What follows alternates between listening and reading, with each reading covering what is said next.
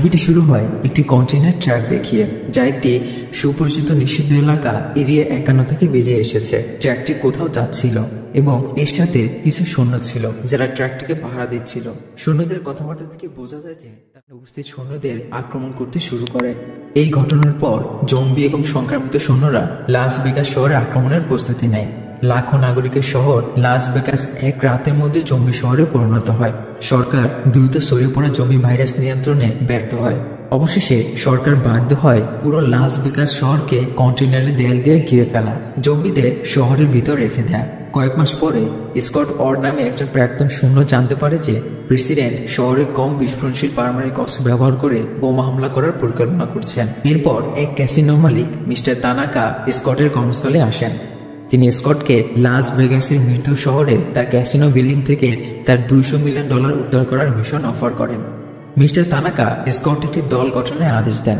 মিশনে থাকা সম্পদ খুঁজে পেতে সেখানে প্রবেশ করবে। সে লিলি নামে এক অভ্যন্তরীণ গার্ডের সাহায্যে মৃত শহরে প্রবেশের পরিকল্পনা করে। এদিকে স্কট হঠাৎ তার অতীত সম্পর্কে একটি স্বপ্ন দেখে, যখন তাকে জম্বিতে পরিণত হওয়ার কারণে তার নিজের স্ত্রীকে হত্যা করতে হয়েছিল। কিছু বিবেচনার পর স্কট অবশেষে মিস্টার তানাকা দ্বারা পূর্বে প্রস্তাবিত মিশনটি গ্রহণ করেন। শীঘ্রই স্কট তার দলকে যোগদানের জন্য লোকদের নিয়োগ শুরু করে, যার মধ্যে মারিয়া এবং ভ্যান্ডারও ছিল। তারা প্রাক্তন এলিট ফোর্স ছিল এবং তাদের প্রত্যেককে $15 মিলিয়ন পুরস্কার দেওয়া হয়েছিল। এরপর পিটার্স একজন হেলিকপ্টার পাইলট $2 মিলিয়ন জন্য এবং একটি জম্বি হান্টিং ইউটিউবার গুজম্যান $5 লক্ষ জন্য নিয়োগ করা হয়। ডিটার একজন সেফ বাংলার হ্যাকারকে $2,50,000 পুরস্কার এবং বাকি টাকা জরুরি প্রয়োজনের জন্য রাখা হয়। তার দল গঠন করার পর তারা দ্রুত তাদের প্রিয় অস্ত্রগুলো প্রস্তুত করে, যা তারা পরে জম্বিদের মোকাবিলার জন্য ব্যবহার করবে। পরের দিন গুজমান তার বন্ধু ডেমন এবং চেম প্রস্তুত করবে। বাকিরা ডিটারের সাথে সেফে যাবে, যেখানে তারা সব টাকা উদ্ধার করবে। একবার সব হয়ে গেলে তারা সব টাকা নিয়ে পিটার্সের জায়গায় যাবে। এছাড়াও তাদের সাথে থাকবে তানাকার একজন লোক, যে তাদের উপর নজর রাখবে যাতে তারা সব টাকা নিয়ে না পালায়। তাদের মিশন শেষ করতে একদিন সময় দেওয়া হয়। এর আগে সরকার পুরো লাস ভেগাস শহরে পারমাণবিক অস্ত্র বিস্ফোরণ ঘটাবে। সেই রাতেই স্কট কেটকে তার সাথে বর্ডার পার হতে সাহায্য করতে বলে। তিনি কেটকে শিশুদের স্কুলের খরচের জন্য $15 মিলিয়ন দেওয়ার প্রস্তাব দেন। আসলে কেট কোয়ারেন্টাইন ক্যাম্পের একজন স্বেচ্ছাসেবক এবং তিনি মানুষদের মৃত শহরে প্রবেশ করতে সাহায্য করেন। পরের দিন তারা বাসে চড়ে ক্যাম্পে পৌঁছানোর যাত্রা শুরু করে। সেখানে পৌঁছে তারা লিলির সাথে দেখা করে, যে তাদের লাস ভেগাস শহরে নিয়ে যাবে। কেট তখন বুঝতে পারে যে গীতা, যে তাকে মৃত শহরে প্রবেশের জন্য আমন্ত্রণ জানিয়েছিল, ইতিমধ্যে ক্যাম্প ছেড়ে চলে গেছে। সে তারপর রেগে যায় এবং সঙ্গে সঙ্গে লিলির মুখে ঘুষি মারে। এটা জানা যায় যে লিলি জানত না যে গীতার একটি সন্তান জম্বিদের এলাকায় প্রবেশ করে। শহরে প্রবেশ করার সাথে সাথেই তারা হঠাৎ একটি বিকট গর্জন শুনতে পায়, যা আসলে একটি জম্বি বাঘের গর্জন ছিল। প্রথমে তারা আতঙ্কিত হয়েছিল, তবে দেখা যায় যে বাঘটি শুধু পথ দিয়ে যাচ্ছিল এবং তাদের আক্রমণ করার কোনো ইচ্ছা ছিল না। ঘটনার পর লিলি তাড়াতাড়ি বুটের কাছে এসে তার বন্দুক চেয়েছিল। বুট তাকে তার বন্দুক দেওয়ার সাথে সাথে লিলি হঠাৎ তার পায়ে গুলি করে, দাবি করে যে তাদের জঙ্গিদের কাছে বলি দিতে হবে। মারিয়া ভেবেছিল যে লিলি তাদের সকলকে বিশ্বাসঘাতকতা করেছে, তবে লিলির মধ্যে যদি তারা বলি না দেয় তবে তারা আরো বুদ্ধিমান জম্বিদের সাথে লড়াই করবে, যাদেরকে সাধারণত আলফা জম্বি বলা হয়। এছাড়াও লিলি বুটকে বলি হিসেবে ব্যবহার করতে চেয়েছিলেন, কারণ তিনি প্রায় কোয়ারেন্টাইন ক্যাম্পে মহিলাদের সাথে খারাপ আচরণ করতেন। এটা শোনার পর দলের বাকি সদস্যরা অবশেষে বুটকে বলি দেওয়ার সিদ্ধান্ত নেয়, যাতে তারা আলফা জম্বিদের আক্রমণ করা ছাড়াই শহরের ভিতরে যেতে পারে। কিছুক্ষণ পরেই জম্বি রানী এবং তার দেহরক্ষীদের একজন এসে বুটকে কোথাও নিয়ে যায়। বুট একটি ভয়, তারা জম্বির ভিড়ের মধ্যে যেতে বাধ্য হয়। স্কট জম্বিদের মধ্যে একটি হাঁটার মতো পথ চিহ্ন তৈরি করে তাদের নেতৃত্ব দেয়। পথে তানাকা লোক মার্টিন হালকা লাঠিগুলি ফেলে দেয়, যার ফলে চেম্বার্স, যিনি তার পিছনে ছিলেন, তিনি অন্যদিকে চলে যান। চেম্বার্স যখন জম্বিদের এলাকা থেকে বের হওয়ার চেষ্টা করছিল, তখন দুর্ঘটনাক্রমে সেইটিকে ধাক্কা দেয়, যার ফলে সমস্ত জম্বি জেগে ওঠে এবং তাকে আক্রমণ করতে শুরু করে।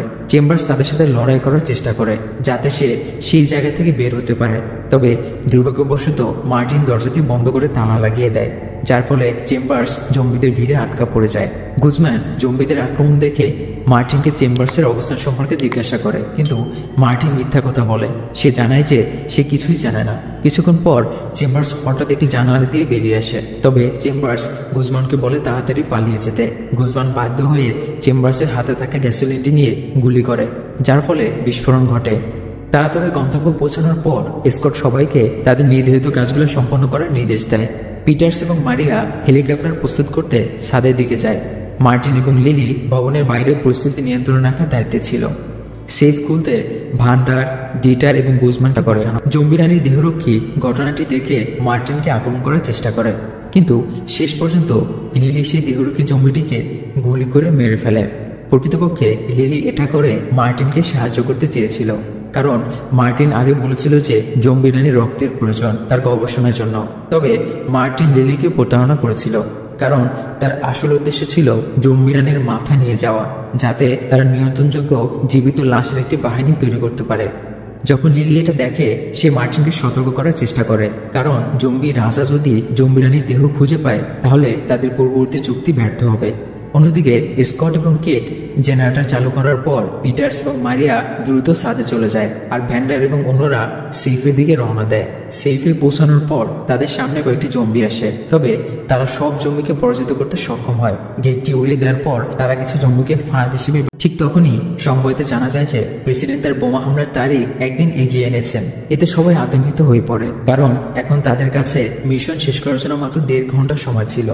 এই খবর শোনার পর স্কট এবং অন্যরা সেফ রুমে চলে যায়, কিন্তু তাদের উপস্থিতি ডিটারকে বিরক্ত করে, কারণ সে তখন সেফ খুলছিল এবং তাকে আবার শুরু করতে হয়। ডিটার যখন সেফটি খোলার কাজ করছিল, তখন তারা ভবনের ভিতরে পাওয়া অর্থগুলি গণনা শুরু করে এবং দলটির মধ্যে সমানভাবে ভাগ করে নেওয়ার সিদ্ধান্ত নেয়। কিছুক্ষণ অপেক্ষার পর অবশেষে ডিটার সেফের দরজা খুলতে সক্ষম হয়।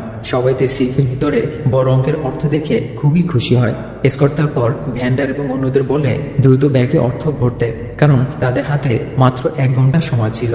এদিকে স্কট খেয়াল করেনি যে কেট ইতিমধ্যে চলে গেছে এবং গীতার সন্তানে নিজে বেরিয়েছে।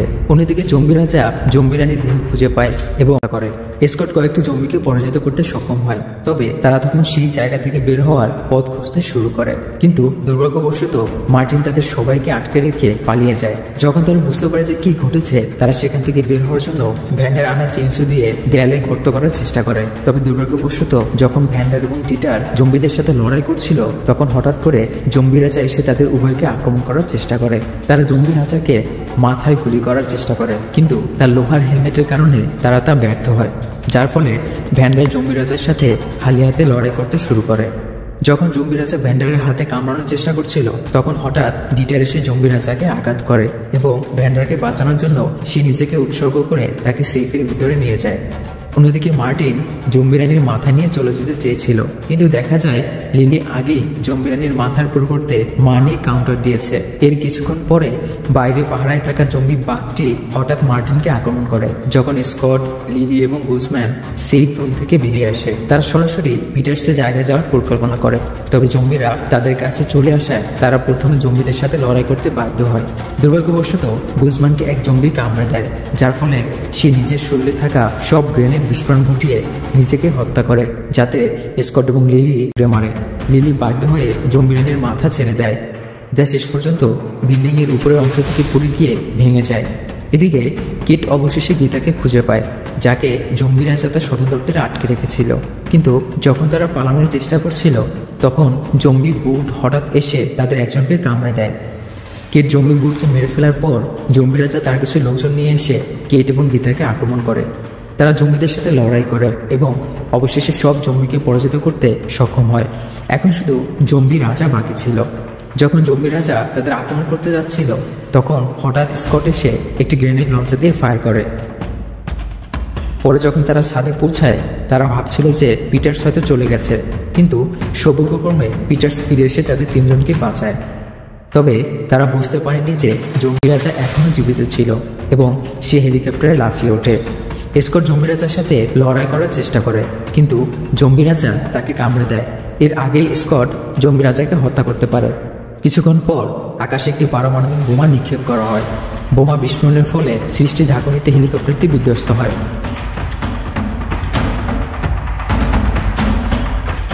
যখন কেট তার অজ্ঞান অবস্থা থেকে জেগে ওঠে, তখন সে বুঝতে পারে যে পিটার্স এবং গীতা মারা গেছে। সেই মুহূর্তে শুধুমাত্র স্কট এবং কেট সেই দুর্ঘটনা থেকে বেঁচে ছিল।